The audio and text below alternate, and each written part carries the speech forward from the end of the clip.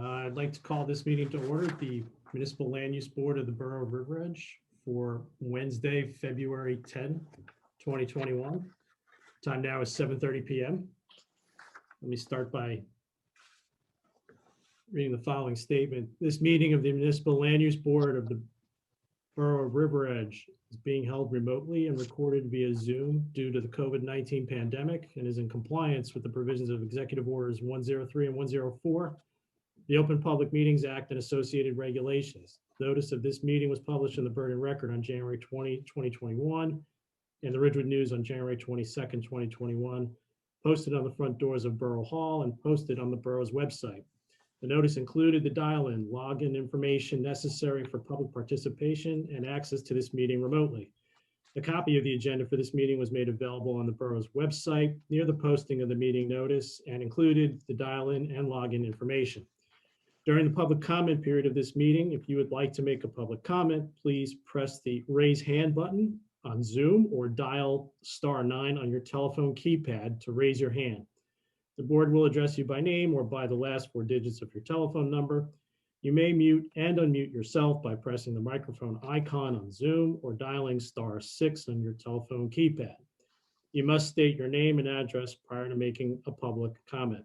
Members of the public were permitted to submit written comments prior to the meeting via mail or email, which will be read during the public comment period.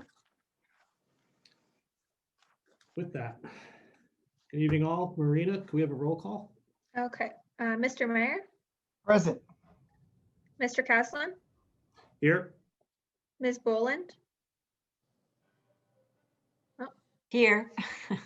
Mr. Merman, Here. Mr. Grasso, Present. I think I see him. Here. Okay, Mr. Cray. I don't see Mr. Cray, he's absent. Mr. Erikellian, Here. Councilman Kinigo, Here. Mr. Gibbons, Here. Mr. Pfeffer, Here. Mr. Esposito. Here.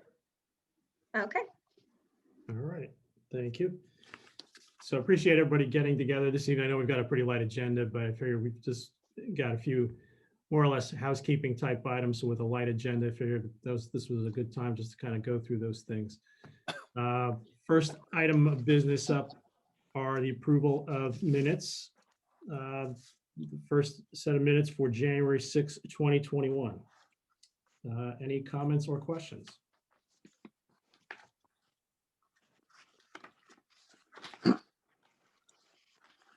Okay, I have a motion to approve. So made, Dick Merman. Second, Gibbons. Okay. All in favor? Aye. Any opposed, any abstain? I abstain. It's not there. Okay, Marina? okay, Ms. thank Boland you, is abstained. thank you. Okay. The next resolutions for the January 20th, 2021 meeting. Any questions, comments? Okay, there being none, may I have a motion to approve? So moved, Gibbons. Second, Merman. Okay, all in favor? Aye. Aye. Any opposed, any abstain? Okay, thank you. All right. Why don't we shift around here? Let's come back to the Burgess annual report. Why don't we go to the memorialization of McElroy, 168 Concord Drive, Block 605, Lot 12, for the addition of a front porch. Questions or comments on the draft resolution? Okay. There being none, may I have a motion to approve? So moved. Have a second? I'll second. Okay. Councilman Kinigo and Mr. Esposito. Okay. And I'll do a roll call. Mr. Mayor, Excuse me. Yes. Mr. Caslin, Yes. Ms. Boland, Yes. Mr. Merman, Yes. Mr. Grasso, Yes. Mr. Cray. Oh, he's absent tonight. Mr. Arkelian, Yes. Councilman Kenigo, Yes. Mr. Gibbons, Yes. Mr. Pfeffer, Yes. Mr. Esposito. Yes. Okay, the motion passes. Thank you. Okay. So let's go to the Burgess 2020 annual report. Tom? Sure. wanna give Thank you, us Mr. a Chair. Quick run through of highlights? Sure, and I'll say just to begin, we can get into it as much as you want or don't want.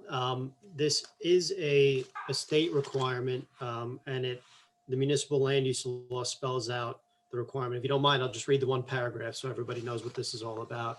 And this again is from the MLUL NJSA 40:55D-70.1.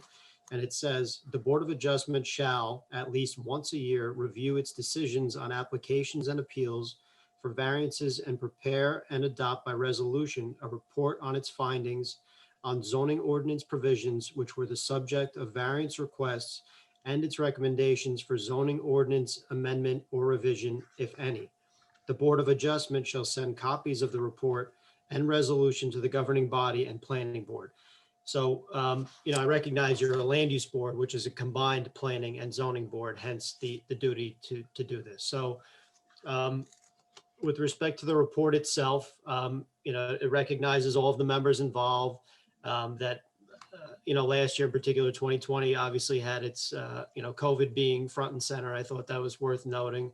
And that the board was still able to hold 20 meetings, most of which were virtual within a 12-month span. So I think the board, the borough should be proud of that fact. That is, another chairman likes to say, doing the work of the people despite all of the circumstances and hardships, and being able to shift to a virtual world so quickly.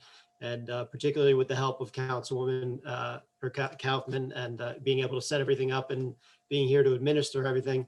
And also I want to thank Ed Alter for doing all the work he's done to help me with this report and his record keeping and insights, which helped me tremendously in getting this together. So regarding the report, again, 20 meetings, there were 28 new applications in 2020. 15 were for single family residences, 13 were for commercial. If you've read the report, you've been to the meetings, you know the gist of most of them. And so I then broke them down into separate categories in terms of which types of variances were required. Most of them had to do with single family, setbacks, lot coverage, improved lot coverage.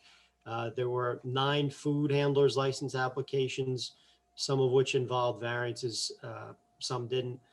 Most of them, I believe, were formalities, if I remember correctly. Mr. Chairman, do you want to go point by point on the recommendations, or just open it up to the board if they have any questions or comments? I saw you like. had a few recommendations. Why don't you just give us a quick summary of what some of your recommendations are? Okay. And as I go through this list, we'll call this a draft that the board can adopt tonight, but if anyone feels strongly that some of the recommendations are out of line, should be deleted, expanded, or if the board wants to add recommendations, feel free to, speak up about those. So the first recommendation has to do with the reexamination report. So the board adopted a reexamination report in October 2020, as is statutorily required. It has to be done within a period of every 10 years. I think the comment here boiled down to, one, the board had talked about expanding upon that report.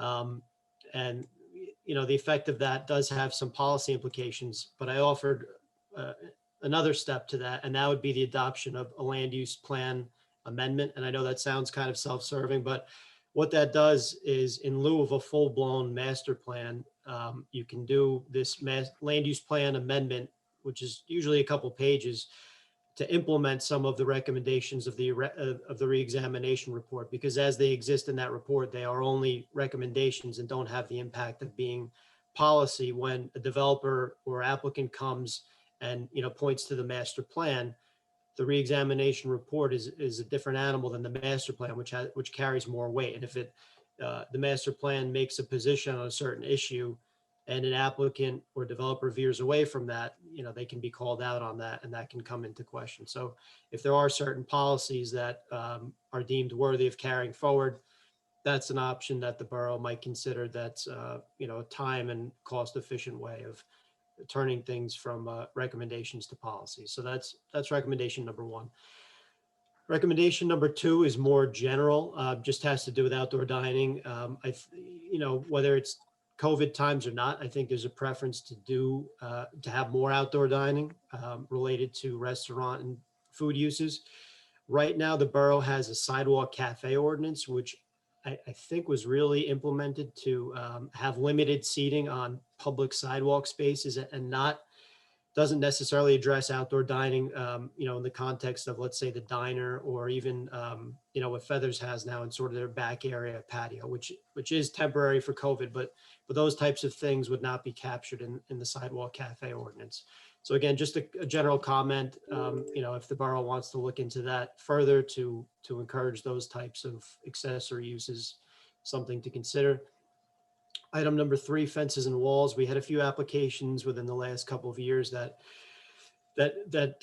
required variances. One of them had to do with a 6-foot fence on top of a wall of some size, effectively creating a straight wall, let's say 10 feet high. And the ordinance didn't really treat this situation specifically, which some other towns do. And towns may dictate that once the wall hits 6 feet, there must be a setback from the next wall or fence of some separation of, let's say, 6 feet or something to that effect. And just, having an ordinance that's more specific and addresses more situations like that. It also talks about fences on corner lots, which there's been, from the zoning officer perspective, there's been a lot of requests and issues, and a lot of pre-existing non-conforming fence situations that have created issues. You can't mess with the site distance area, right on the corner, but there may be an opportunity to allow some other type of fencing, let's say in the rear yard of a corner lot, and have it either be opening, meaning more of like a picket style instead of a solid vinyl fence or something to that effect. So those are generally the comments about fences and walls. Pertaining to number four, maximum coverages, as this board's experienced, there are several issues outstanding that have to do with applicants coming and requesting both building and impervious coverages over what the borough allows in the R1 zone. Some of it has to do with developers maxing out their lots. Some of it has to do with parcels being undersized relative to the R1 zone requirements. There are neighborhoods in town with, I don't know the exact number, but many homes that are in the 5,000, 6,000 square foot category that makes it, a bit more difficult to adhere to those minimum standards in some cases. So I don't have any specific suggestions, but the suggestion is to look into that issue a little more closely. And I believe the board desired to establish a subcommittee to that and to, hone in on some numbers and figures that it would like to present eventually to the mayor and council. Number five is really just some general zoning ordinance comments and recommendations. Touches on similar themes about, really just modernizing the ordinance with respect to single family, multifamily, and commercial amenities and features. I pointed out one example that the ordinance doesn't even mention or reference the word deck at all. So it can be beneficial to have certain definitions in the ordinance and regulations for certain uses that we keep seeing on a regular basis, decks being one of them. I can't think of others off the top of my head, but other things that we've seen recently or that other towns have seen that we probably will see soon, might be worth addressing in the near future. And I could come up with a more elaborate list if so desired. Also talk about the C2 zone. I think since the 70s, there's sort of been a grander vision of the south end of town, and not necessarily that it has to become skyscrapers or something else, but just to generally review whether or not the C2 zone is what it should be with respect to setbacks, uses, et cetera. Maybe it is, maybe that point is moot, but just whether or not that's something to consider. Number six, garage requirement. Currently, the borough has no garage requirement, which many other surrounding municipalities do have. And the thought was that in certain situations, you might require 1 or 2 garage spaces of a certain minimum dimension, let's say 10 feet by 20 feet. You know, 1 car might be required for, let's say, a house of less than, I'm just making this up, 2,500 square feet or 3,000 square feet. Something above that might require a 2-car garage at a minimum.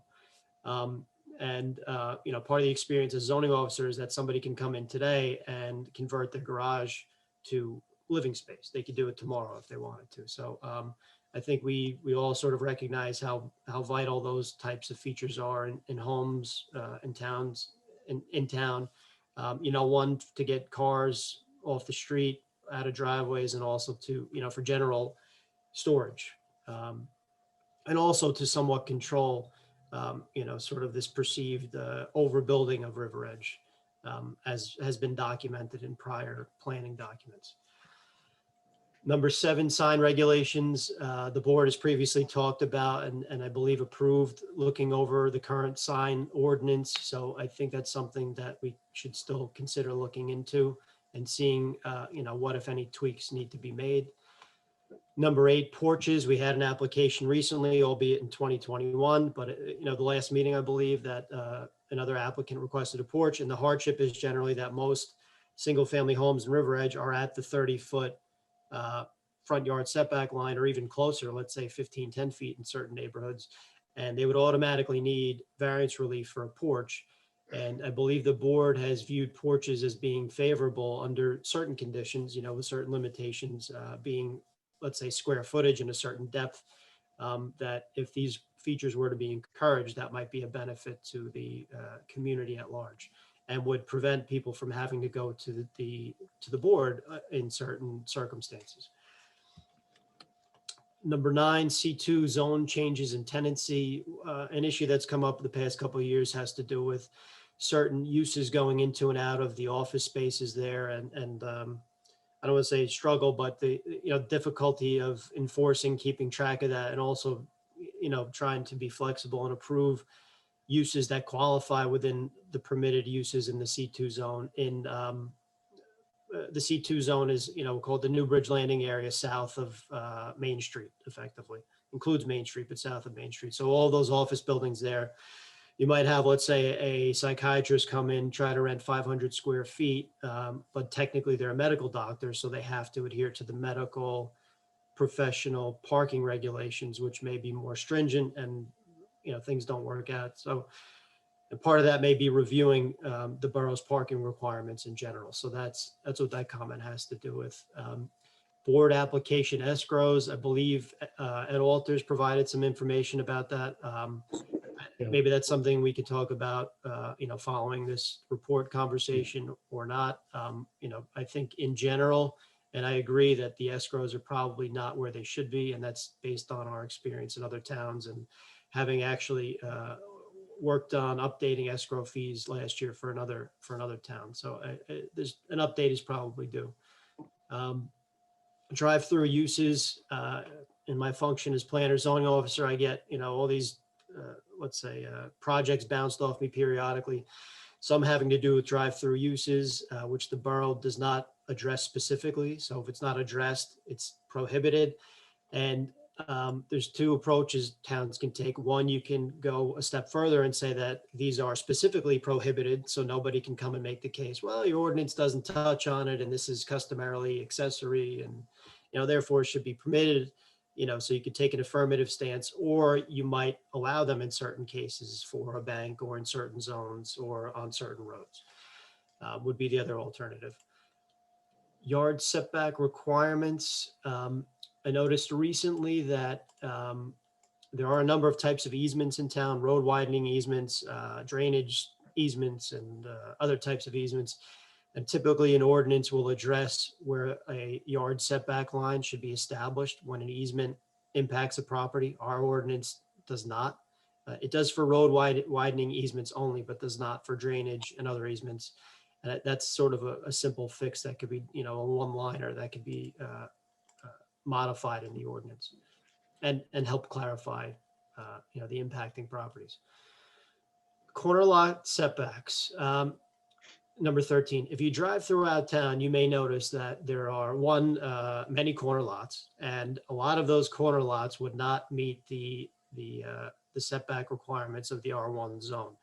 And that has to do in many ways with the required rear yard setback. And in this case, it's 25 feet for all R1 zone development. And that's because a rear yard is required for a corner lot. So they'll have 2 front yards, on each street, a side yard and a rear yard. Another way to approach that might be to have 2 front yards and 2 side yards, as is common in other towns, which would then allow people to, have additions, keeping their existing building line, but that would not require variance relief. Or there may be other mechanisms to handle that too, but generally most people that have to, or that would like to expand their home on a corner lot would almost in all cases need variance relief. Number 14, air conditioning units and generators. They're sort of, I don't want to call them a modern amenity, but they're almost in every home now, not necessarily generators, but air conditioning units, and they're just not addressed at all in the ordinance, and they probably should be.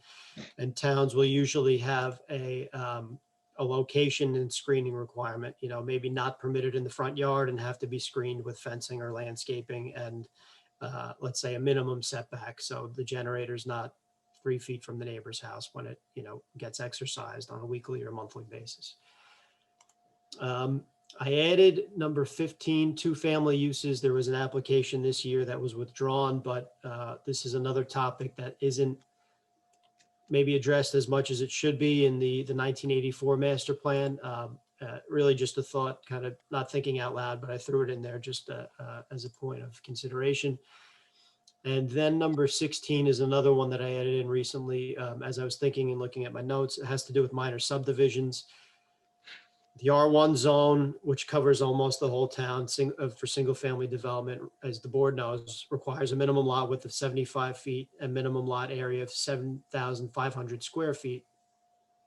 Many homes in town or many neighborhoods don't meet that, but there seems to be a desire to, keep subdivisions sort of above the 50,000 or even 60,000 square foot threshold.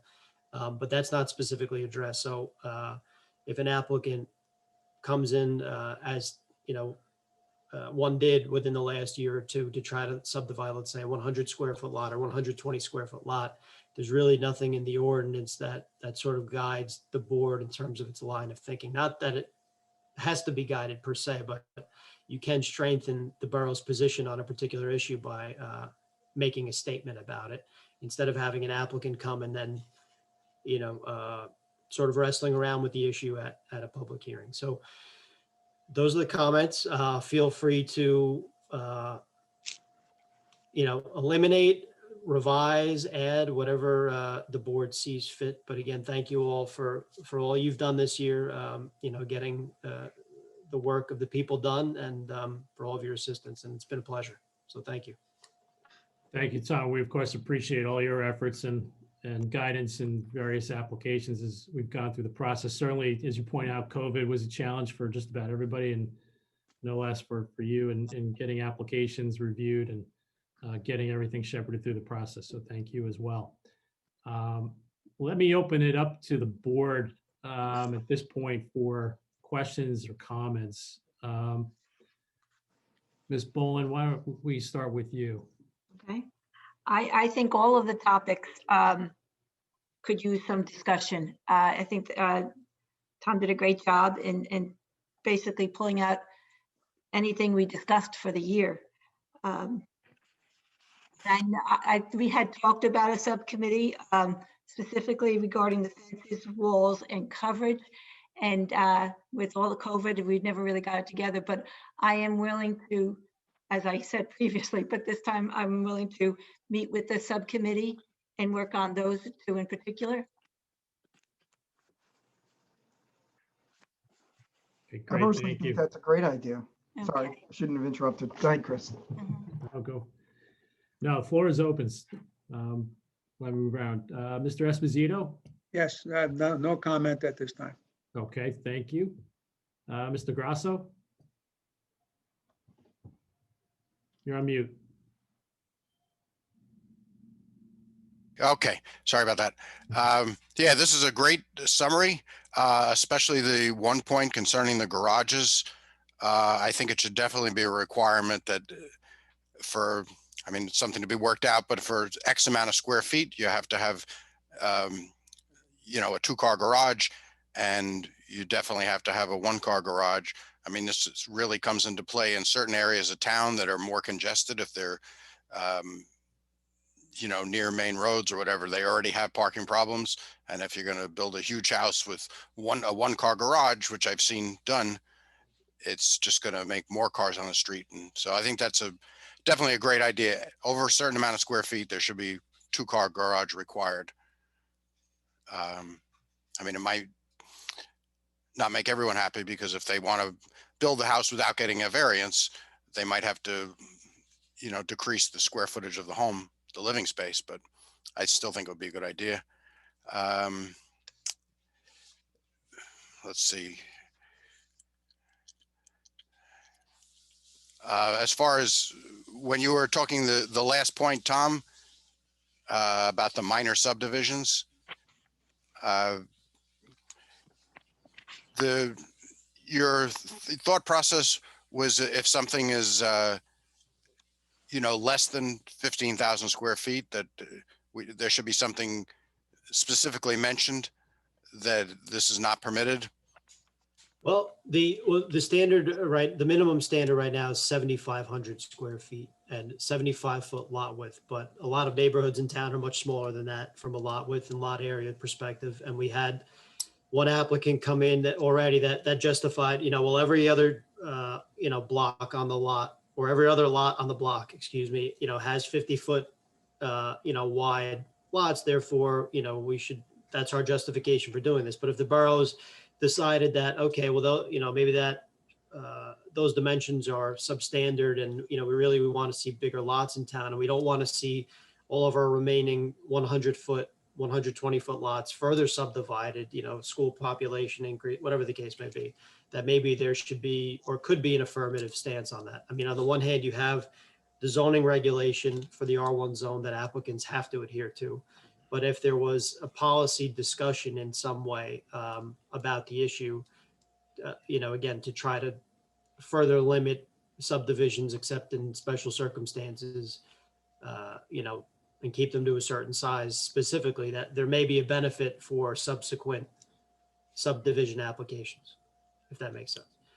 Right, that makes sense, and I can see your point. I mean, about if someone's saying there's a lot of 50-foot wide lots on the street, you know, and this should help my application for subdividing a lot that's a few feet short. But I think there should be some kind of statement to stop that from happening, because I mean, if people, I think, have come in the past, I mean, if you have an application where somebody wants to subdivide a lot and it's, you know, would end up with, you know, 2 lots that are 60 feet wide, and they can say, well, all the houses on this street there's lots of them that are 60, but we're around the corner, we're right next to it, but the street they're on isn't like that. And it's just going to spread the smaller lots, which is, like I said, and, you know, affects the schools, just affects the parking and everything. So I think there should be a firm stance on subdivisions. Right. Thank you. And just to be clear, I'm not suggesting what that stance should be, but it seems to be an issue that, you know, is worth vetting further. I guess that's the point. I agree. But that's the gist of it. So thank you. You're welcome. That's it. Thank you, gentlemen. Mr. Pfeffer? Well, I would just say that I think all of these recommendations are worth discussing, and we could probably discuss each one of them for a very long time. But I would welcome that process, you know, in a orderly, systematic way of going through all these recommendations, and because they all have some merit in one way or another. You know, I would encourage all of us to think creatively about some of these items. They don't necessarily require a yes or no or a all or nothing approach, but there might be ways of working out certain accommodations. I'm thinking right now specifically about the garage issue. I could definitely see a situation where, for houses over a certain size, you require 2-car garages, but I also can see a situation where we say for houses under a certain size, you don't need to have a garage. So, I think all of these, as I say, require and would also merit longer and deeper discussion. So, but I think it's a great overview. And I'm sorry I missed all those discussions last year, but I'm here for them this year. Thank you, Mr. Pfeffer. Mr. Mayor. Yeah, just so the board knows, I met with Tom.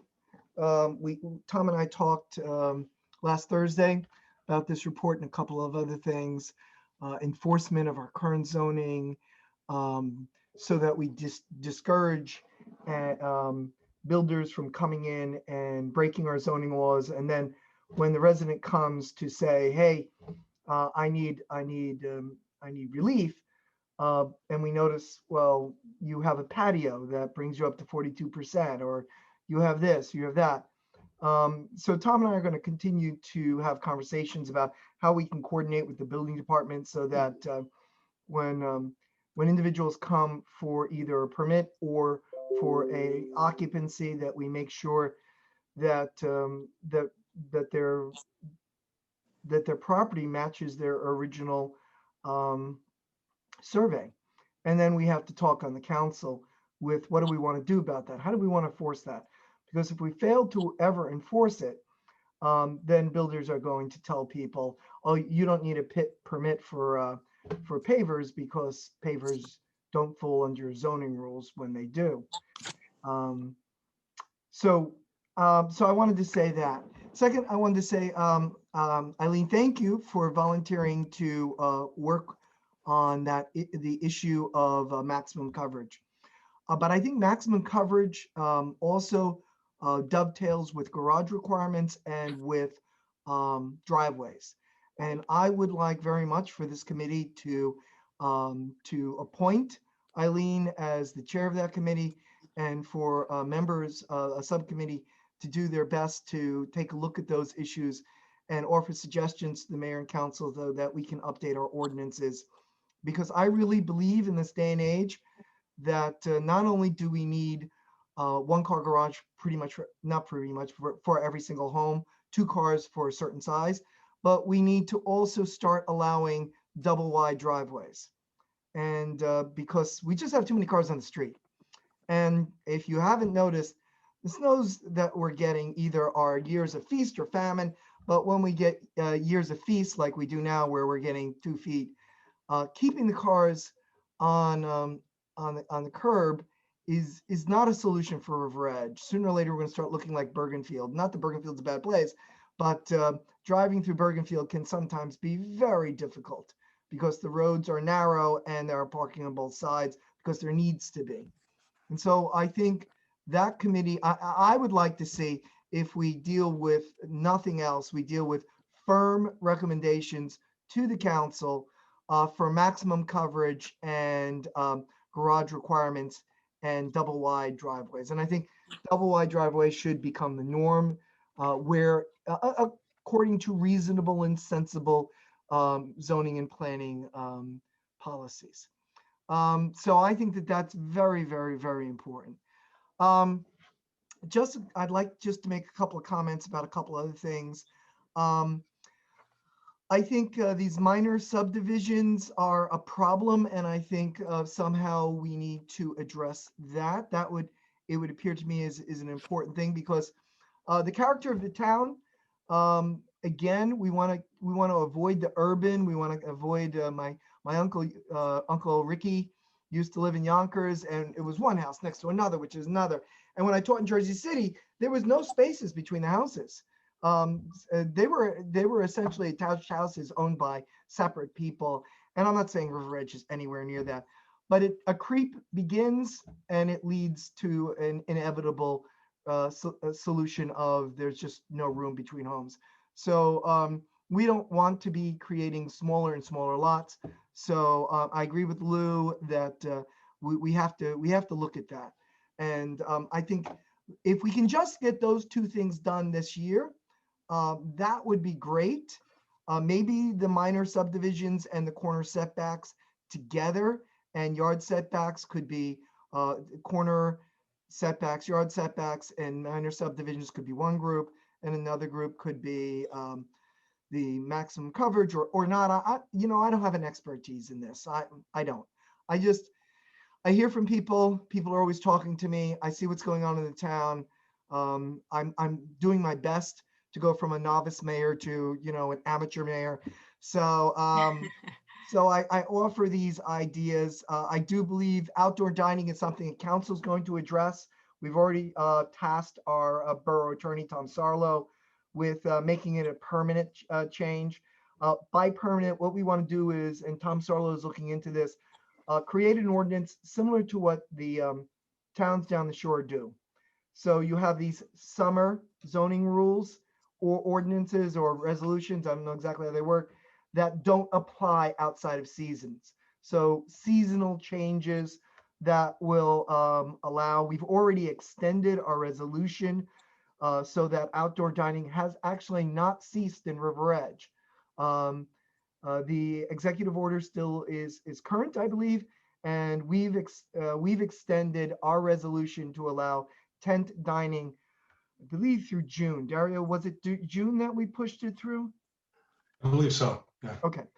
So do we want the land use board to look into that? Absolutely, but I don't think that's a priority right now because the council is going to be creating rules on that. But I would definitely like to see us focus on the maximum lot coverage, the garage requirements, double wide driveways. I would like for us to look at minor subdivisions, yard setbacks, corner lot setbacks, because I think it's only fair that we resolve that. So those are my thoughts.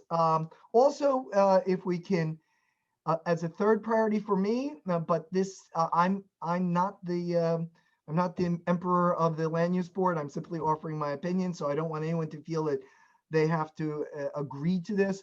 But if we have time this year, I'd like for us to do something with porches. I think porches, common sense zoning with porches, so they don't have to come to us all the time. We do like porches. We think porches are a great idea.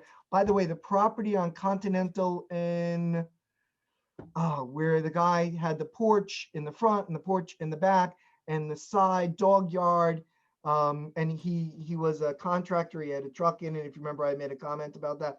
That's turned out beautiful, beautiful. What an improvement! What a great job they did. And so, so those to me would seem to be priorities. But again, this is not my bailiwick. I am not a planner. I'm not an engineer. And as I said, I'm just a novice mayor. But these are the things I'm thinking we may want to, before this meeting end, create subcommittees for. And if those chairs of those subcommittees could make sure that they meet sometime before late March to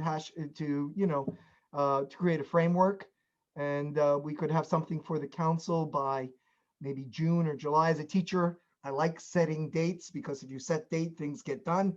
If you don't set a date, nothing gets done.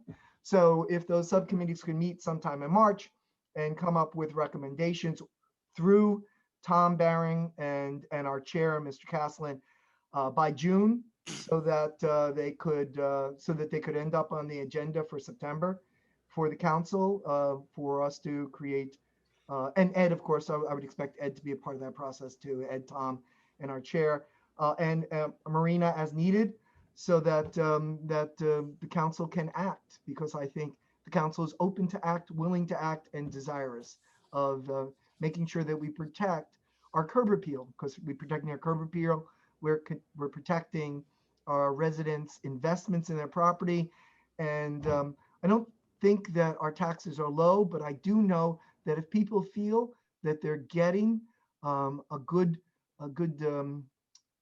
return for their tax dollars, they're less inclined to be angry about it.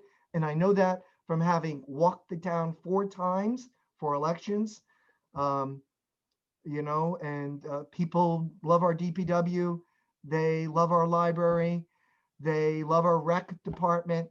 Because they're getting a return and they're happy. And so if we can do this with sensible, practical zoning changes, well, I think we should try to get that done by September if possible. That's my thoughts.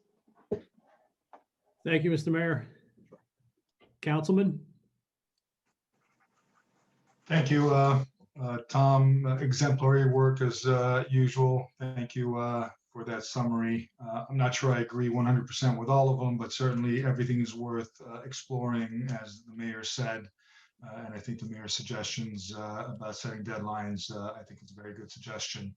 And moving forward, just for anybody who might be watching on television over the next couple of weeks when this is replayed, I would imagine that some of these suggestions, were they to be implemented, people who didn't have, for example, garages already, they converted it to something.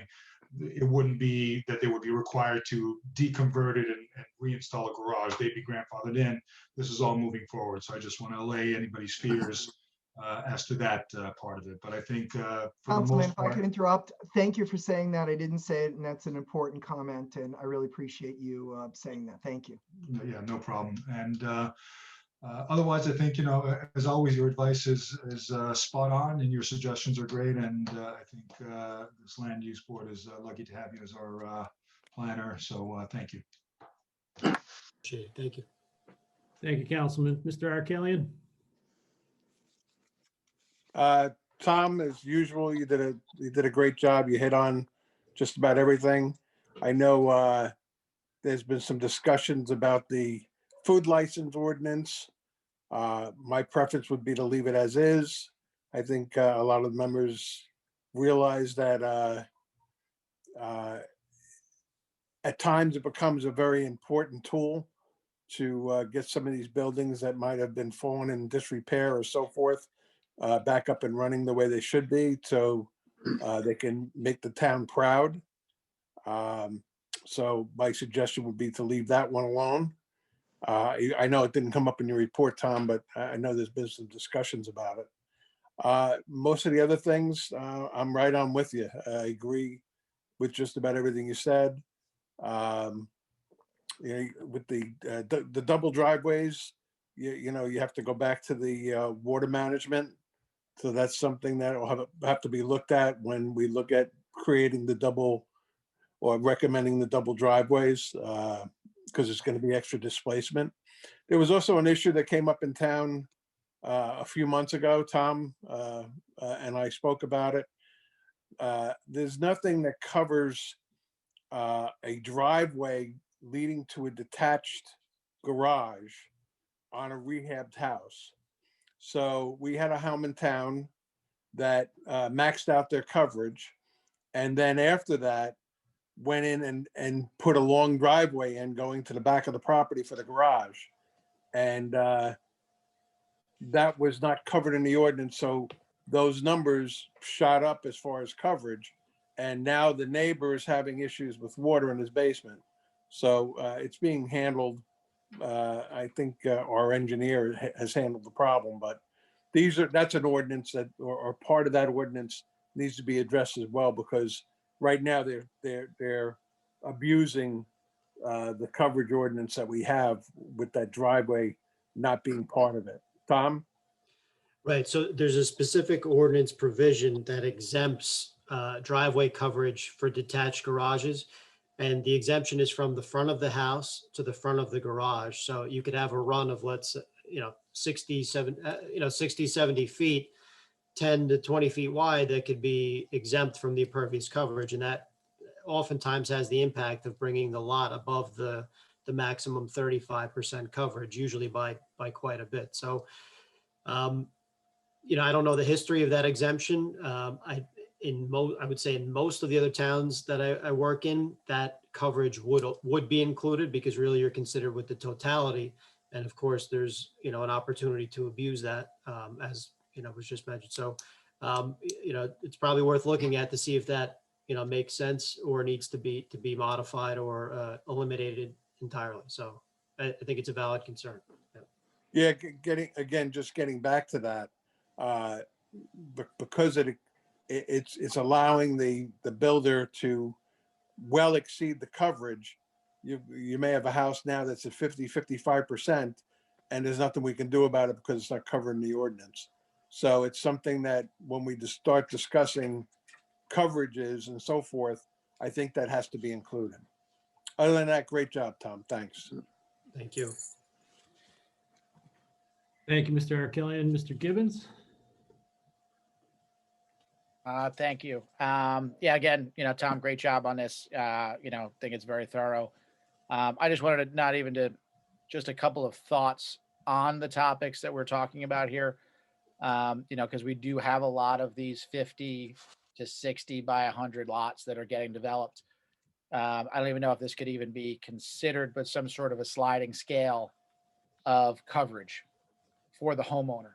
So, let's say you have a builder that comes in, puts the house in, doesn't give that person a patio, doesn't give them a double wide driveway, to allow some sort of relief for that homeowner that's on that undersized lot that doesn't have a patio, that doesn't have those things, and is really handcuffed by the lot coverage because their lot is so small to begin with. So I don't know if any other towns where it's even possible to have some sort of, if your lot is, you can do a little bit more because your lot is so small kind of thing, to kind of help those people, and not necessarily to help the builders max it out. But if it is in addition, just to add a patio, just to add a double wide driveway or something that's becoming more, not necessary, but more, what people really want and will use. And, especially on the driveway front, to get people off the street, it's obviously a condition, an issue for us. And just have some sort of flexibility for those smaller lots, because there are a lot of them. And the builders are putting them on, a lot of the capes are becoming these bigger houses, and the capes were not necessarily on bigger lots. So, if we can figure out some way of, creating some relief there, and or some sort of relief of, you can go over the 35% if you're adding a 2-car driveway as a homeowner, as an addition, not again for the builders to abuse it. So if there's some way that we can do that. I don't know how, that could be worked out with an ordinance, but I think that could certainly help. And on that, I'd certainly be happy to help with any sort of subcommittee, with this. This is kind of, not an engineer, but I am a realtor. It is kind of my shtick. So, be happy to help with a subcommittee on something like that. So again, great job. Thank you. And it's my 2 cents.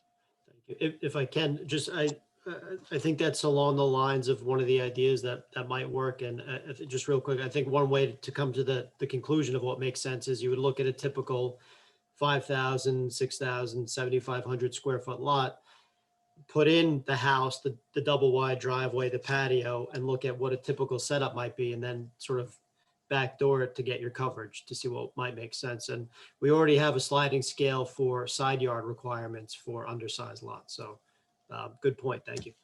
Yep. So I think it can help a lot of people, and have people those space that they really want, and continue to keep the houses within reason.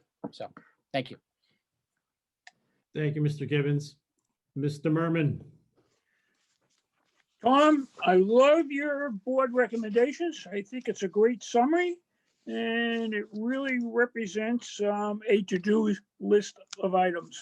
I kind of agree with the mayor's items, but I'd like to isolate it a little bit different by including porches, decks, and it looks like maybe driveways, and definitely the off-site parking, which I think we've all agreed is a current, more critical topic and item that we're facing as a board.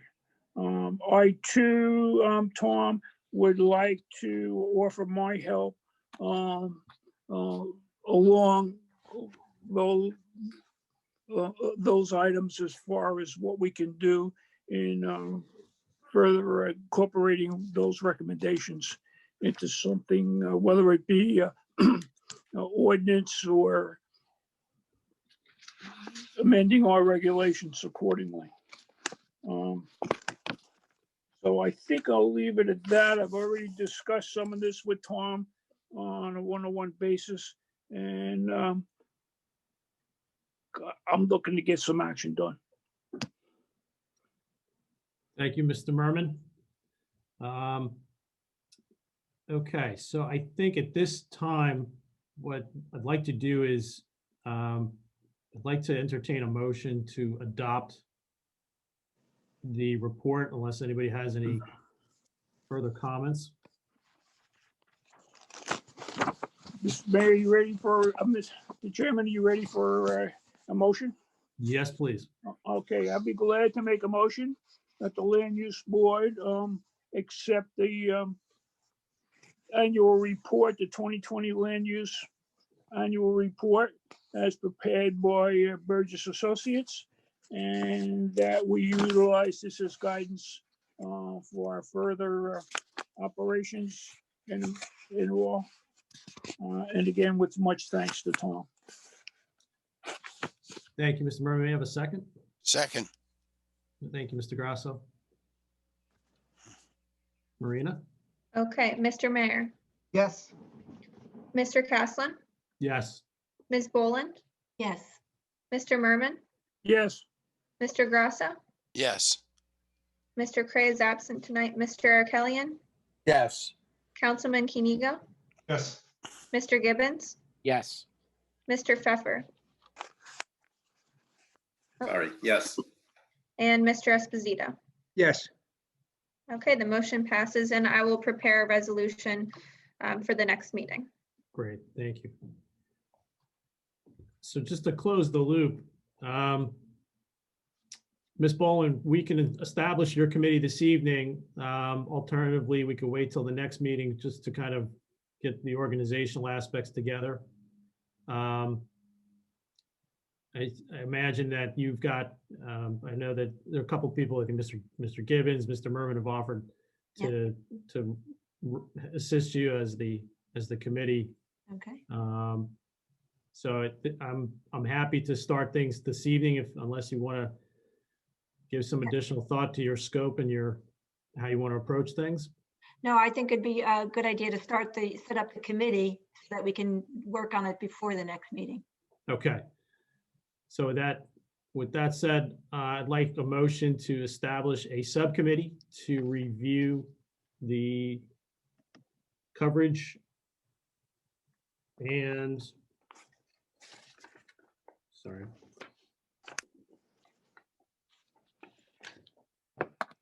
Maximum coverages. There was one as recommended in the Burgess report. The subcommittee would be chaired by Ms. Boland with subcommittee members to be Mr. Gibbons and Mr. Merman. May I have a motion? So moved. Have a second? Second. second, oops. Okay. You got that, Marina? Yeah, I have a motion from Councilman Kenigo and a second from Mr. Gibbons. Yes. And we can just do a voice vote for this if you'd like. Okay.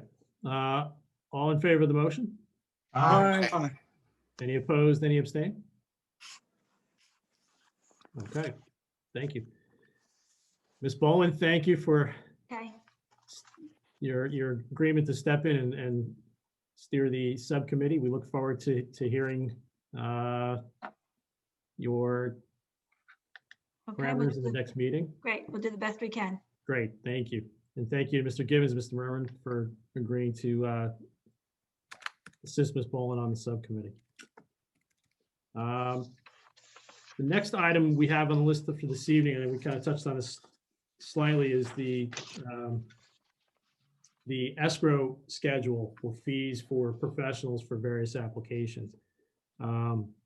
This, I think we broached on briefly. There's some concern that the schedule hasn't been amended in some time, and we're at a juncture where it's prudent at this point to review the schedule of fees and where necessary, recommend some either modifications or adjustments to those fees depending on various applications. Ed, can you give us a quick rundown of what your latest experiences are with some of the escrows?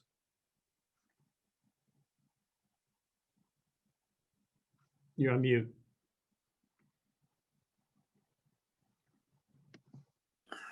Ed, you're on mute. Mr. Chair, can I just, 1 sec? Yeah. So on this particular subject, I don't know if it's really in our purview to be setting fees for the borough. I think that any kind of setting scheduled fees and such should be done by the council, not the planning board. We're Marina, you can correct me if I'm wrong, but I mean, I guess we could make a recommendation, but those fees really have to be set by ordinance by the borough, by the borough's mayor and council, not by this board. Right. No, that's not the intention. The intention was purely to make recommendations, not to set those fees. Thank No, you. if members that, I mean, I've been on this board for 25 years. I don't even know what the professionals charge the people that they have to assist in the borough.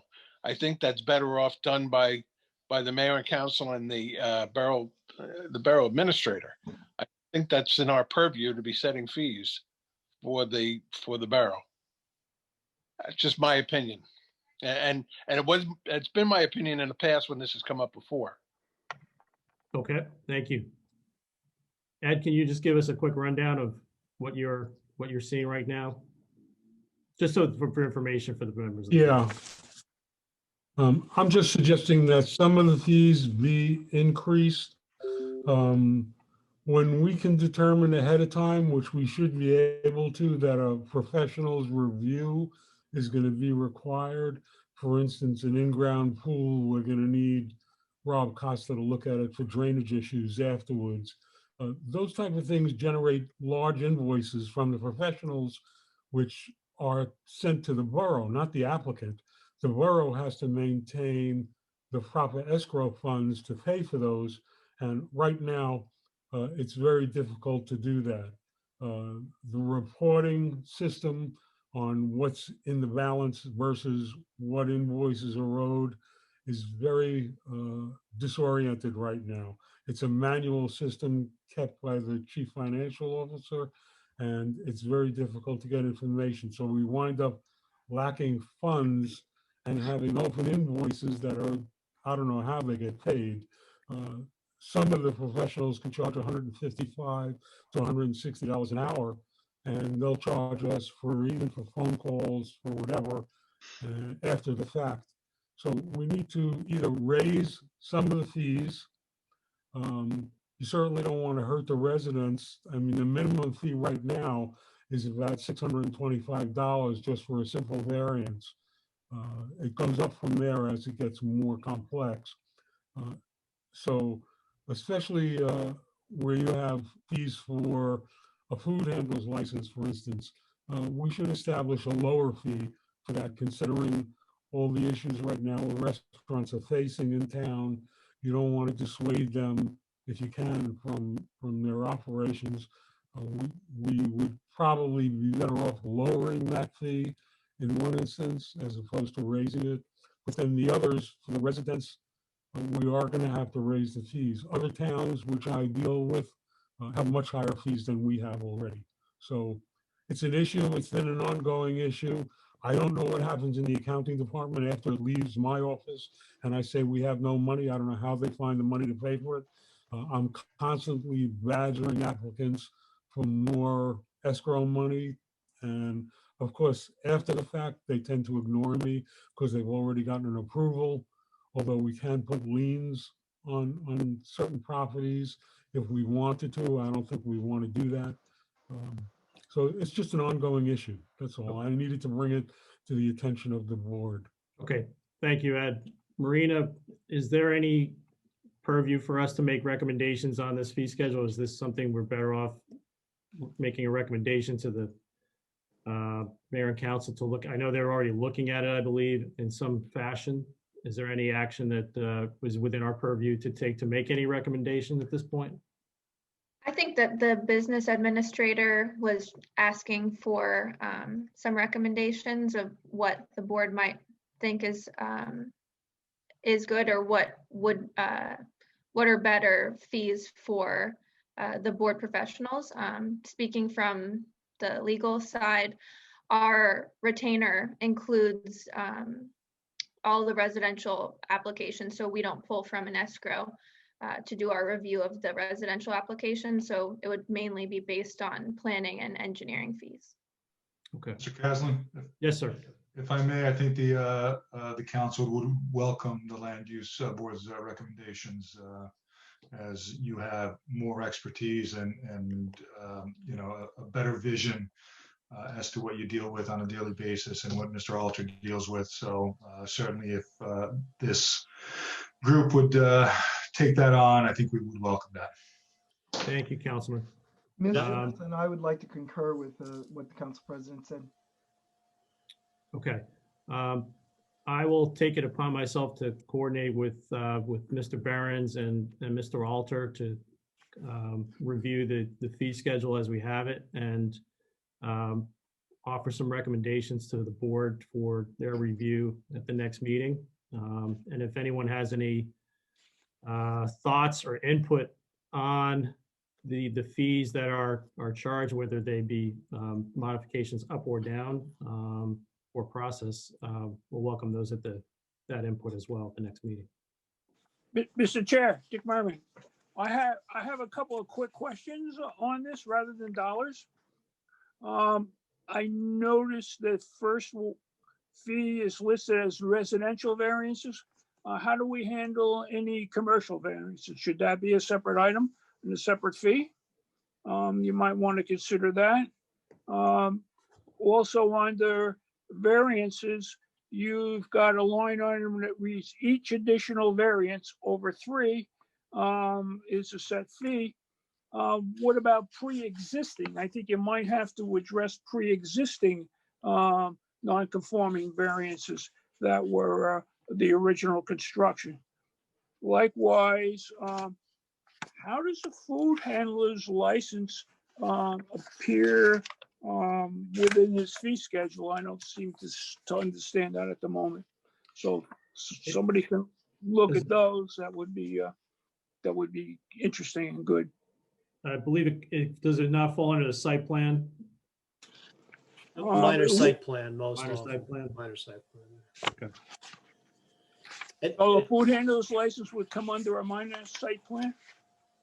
Okay. Unless there are major improvements proposed, but if it's just a change in tendency, that's what the ordinance requires, a site plan application. And, you know, if there's no property changes, it would be a minor site plan.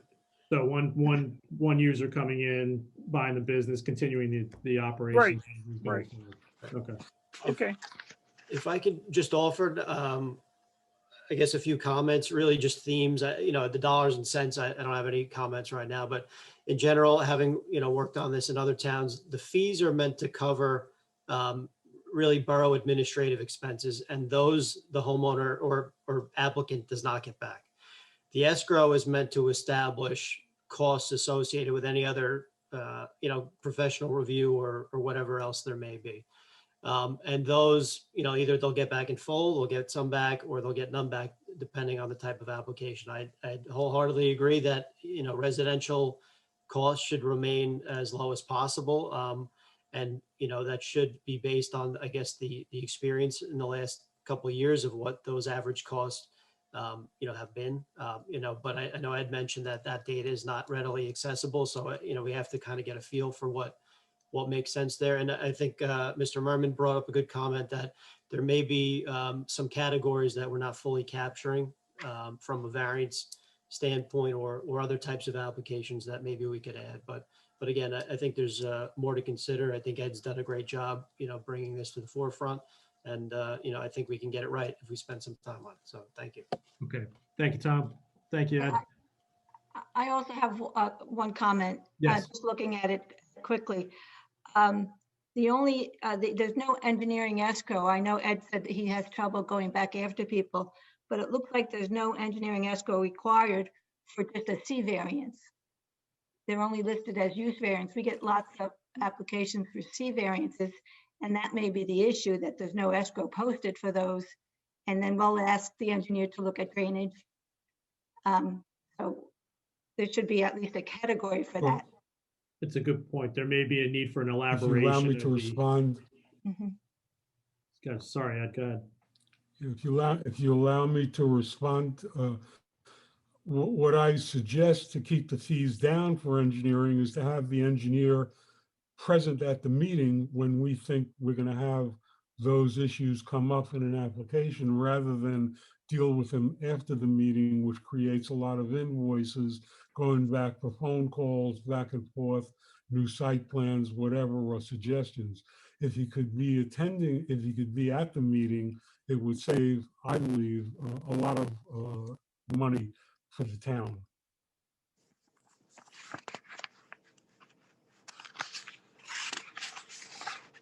Okay, thank you, Ed.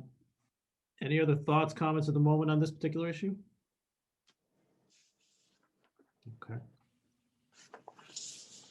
Any other new business? Okay. Silence is golden. All right, I will take a motion to close the meeting. So You moved. want to do the memorialization for McElroy? I think we did that already. We did that. Did we? Okay. Right, Yeah, we did that. Yep. Okay. Yeah. The two, Okay. the 2 minutes and then that one. We just have to open to the public. Oh, thank you. Sorry about that. Can I have a motion to open to the public, please? So moved. Can I have a second? Second. All in favor? Aye. Aye. Councilwoman Kaufman, is there anyone in the public? There is not. Okay, thank you. Now, a motion to close to the public. So moved. Second. All in favor? Aye. Any opposed, any abstain? There being none. Now, I have a motion to close the meeting. I have a motion to close our meeting. I have a second. Second. All in favor? Aye. Aye. Thank you, everyone. Okay. Appreciate you coming out tonight. I think this was a good approach to dealing with some of these issues where we may not otherwise have the time to deal with it, where we have regular applications to hear. So thank you for your input, and more to come. Good night, everybody. Good night, Good night, everybody. everyone. And everyone. Good night. Take care. Bye.